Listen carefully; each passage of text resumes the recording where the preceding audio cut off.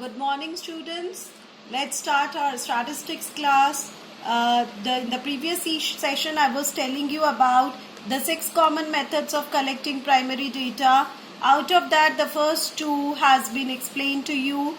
That is direct personal investigation and indirect personal investigation.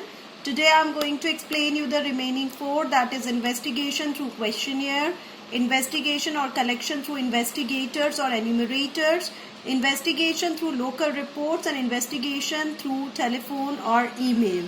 So direct personal investigation or interview method was already explained to you. Indirect oral investigation, while explaining this, I have given you an example that suppose we want to study the number of students of a college who smoke. For this purpose, personal investigation cannot be successful as students may not provide correct information as regards their smoking habits. So in this context, to get the information, the investigator has to contact the persons who are close to the respondent, like friends, lecturers, neighbors, relatives, or the persons who know the information. Now we talk about students information from correspondence. Under this method, the investigator, as we can see, he or she appoints the local agents or correspondents in different places to collect information, and these people, these agents are trained and so they are appointed. These correspondents collect and transmit the information to the central office where the data are processed. Newspaper agencies generally adopt this method. So we know that the news agents and these people generally they adopt this method. So correspondents in different places supply information relating to such events as accident, riots, strikes, etc. to the head office, and the correspondents may be paid or honorary persons, but generally they are paid. Even we can take an example to understand this concept, that is information from correspondence. Suppose a textile industry is interested in the demand forecast of variety of cloths. So the correspondents are asked to collect the information of different types of cloth and quantity purchased by some selected families or quantity sold in some reputed shops every month. And these data are sent to the investigator. And this type of method is suitable when regular and continuous information are required, when the area of investigation is very large, and when high degree of accuracy is not required. The next method of collecting the data is through telephonic interviews. And a telephone interview is an interview for employment conducted on the phone. Telephone interviews are often used to screen candidates in order to narrow the pool of applicants who will be invited for in-person interviews. So this method, data is collected through an interview over the telephone with the interviewer. Telephone interviewer is better in the cases where respondents are reluctant to answer certain questions in personal interview. And many of the shows on television conduct polls with the help of telephonic interviews. So students, this method is suitable when the respondents have a telephone connection, when the data is to be collected in a shorter duration, so it has wide coverage, and it is also economical in nature.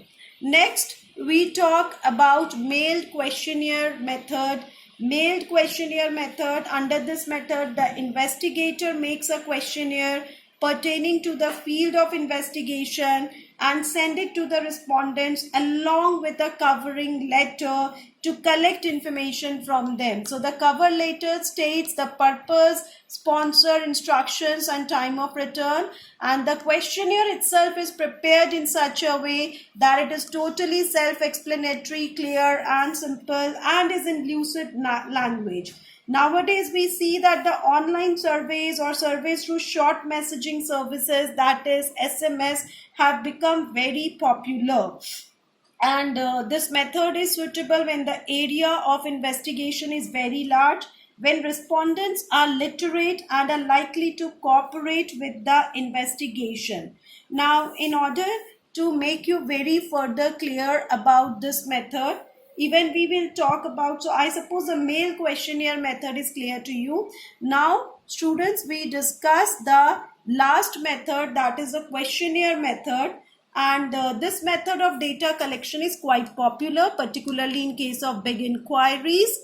The questionnaire is mailed to respondents who are expected to read and understand the questions and write down the reply in the space meant for the purpose in the questionnaire itself. And the respondents have to answer the questions on their own. Questionnaire method is sent to persons with request to answer the questions and return the questionnaire. Questions are printed in definite order, mailed to samples who are expected to read it. So this type of method, in this case, the enumerator personally visits the informants along with the questionnaire, and he asks questions and note down their replies in the questionnaire in his own language. So this is what is questionnaire filled by enumerators, and the questionnaire filled by the investigator is known as schedule.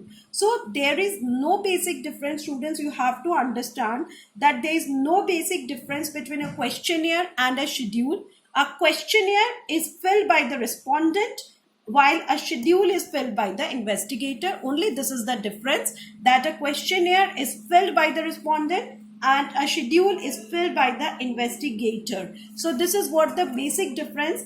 This method is suitable when the area of investigation is very large and where educate finance and trained enumerators are available. So these are the 6 methods of collecting the data. In the next session, we are going to discuss about the construction of questionnaire or schedule. Thank you so much.